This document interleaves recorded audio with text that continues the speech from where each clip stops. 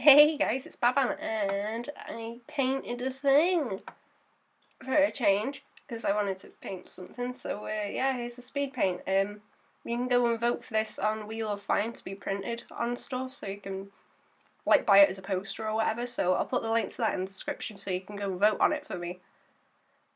Yeah, here's the start of it. I did a starting a painting tutorial, so I'll put a link to that as well. So this is just me doing an example of how I'd start it, and yeah, I'll put a link to that in the description, but I already did one, and then I went back and did this just to show how I start it and how I put all the colours together and get everything looking nice. So then I went back to the one that I'd done already, which was a bit lighter and had all the colours a bit better in the shading. And blocking everything in. I've already done the sketch and the hair's like really messy, just to figure out where it's going.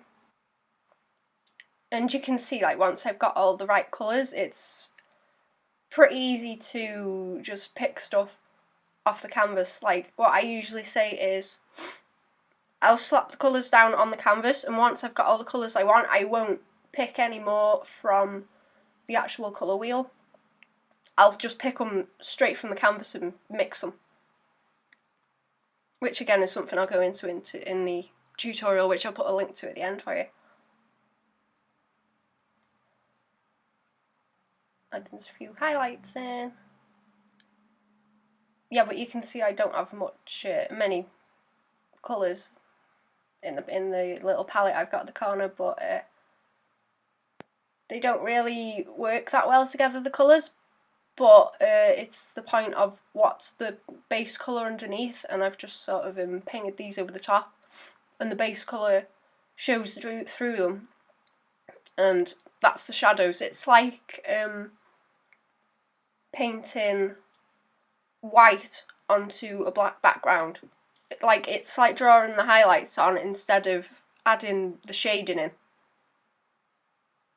And it can be quite useful if you get stuck with getting the shadows all the same colour, or the same kind of feel and atmosphere. It's a bit easier to do that way, I think. Just noodling.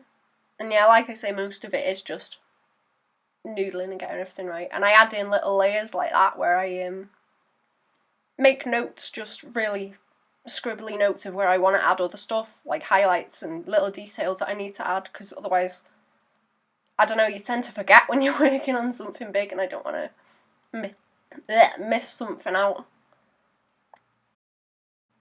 And the layers with this, I think Feferi's all in one layer, and then all the hair that's splaying out in the water, that's a different layer over the top. But I kept most of the painting just to one layer because it was, like I say, I put one colour down and then paint the other colours onto it.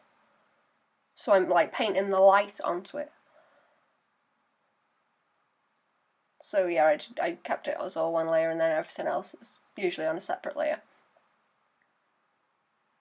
And I went for, I've been using a lot of pink, blue and yellow lately because it works together. Like red, blue and yellow and variations of it look really good. So I don't know, it's just an easy thing to go with, and she's already like pink and yellow, so I couldn't not. It was like, I don't know, it would look weird if I did it with a different palette. Bit more rendering.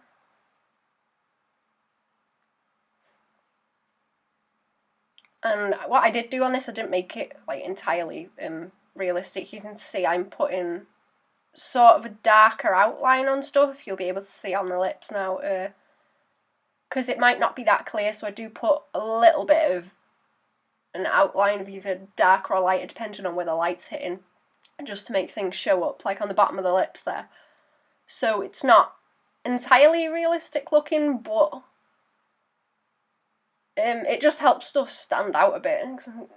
Things can sort of merge together a bit if the edges and the thing it's on top of are the same kind of value, so it's just to separate it a bit. And sort of, it's like I didn't want to have to keep the lines because they were a little bit scruffy. So it was just like a softer way of mimicking the lines. I don't want to say line art because it was still a sketch, really. They made the eyes really bright, just for fun. Just for a bit of bright yellow. It's like the main colours, the blue, and then I think it's the yellow, and then there's little bits of pink, but I really wanted the yellow to pop because it works so nice with the blue. And it was like really bright orangey kind of yellow. I really like orange and blue together. I use that a lot. I should probably use some different colours, but yeah.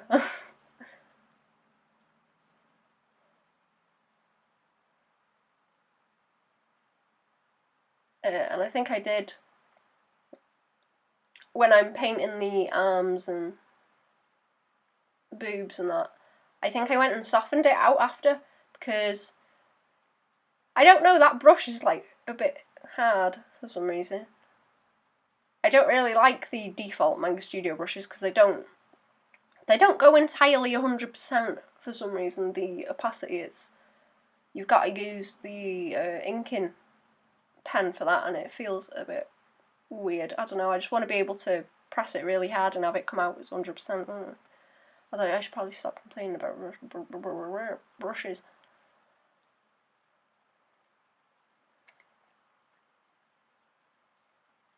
I would try and explain how I painted the gold, but I don't really know. I just that's just how I do it. I don't know.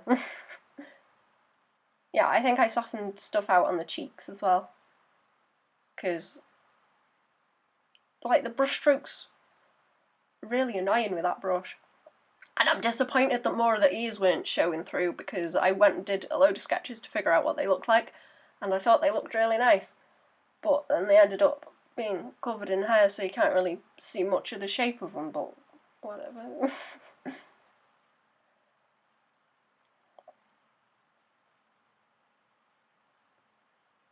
The horns were annoying. I think horns are always annoying strokes. It's like foreshortening and getting the angle right. And then drawing in all the detail. Oh, I'm tired.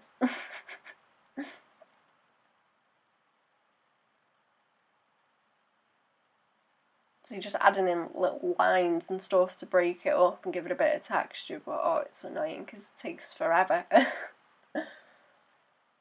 Cleaning up the shape of stuff. And to be fair, most of the time, because I'll slap down colours like really sloppily at first, I have to spend quite a bit of time actually cleaning up the shapes.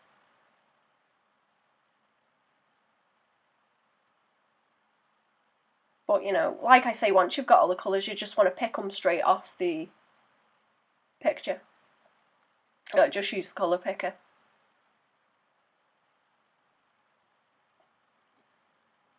And I've got like little gradients towards the ends of the fingers. Ooh. That I've added in by painting those over. But, like I say, you just keep picking all the colours and sort of blend them in together. Clean up the hands, which took quite a while. If I remember, I did these mostly on streams, so it took ages. But I think I did this in like 5 days from starting to draw it. Because I did a scribble in the sketchbook, and I don't think it showed in the stream, but I did the scribble and then I put it into Manga Studio, and then I drew it once and then Manga Studio crashed, so I had to draw it again. But, you know, it's always better the second time you draw it if it crashes, and I didn't lose that much, so that's why you should not get annoyed if your thing crashes and you lose your stuff, because the next time you draw it, or if you try and redraw it, it'll look better. Oh yeah, and I made everything like underneath the water. I made the light a bit more dispersed, because, you know, underwater the light does disperse. You don't get as sharp highlights or light coming through. And I just put a few little shadows from the hair to make it make sense. Yeah, the main area of highlights and contrast and that is above the water. You can see the line on her face above where the water is, because that's where you want to be looking, and I've got a little bit on her fingers where they're poking through the water, just to make them stand out a bit, and it sort of leads you up to her face and with like the curve of her hair. And I think that's near enough it. Oh no, painting the eyes.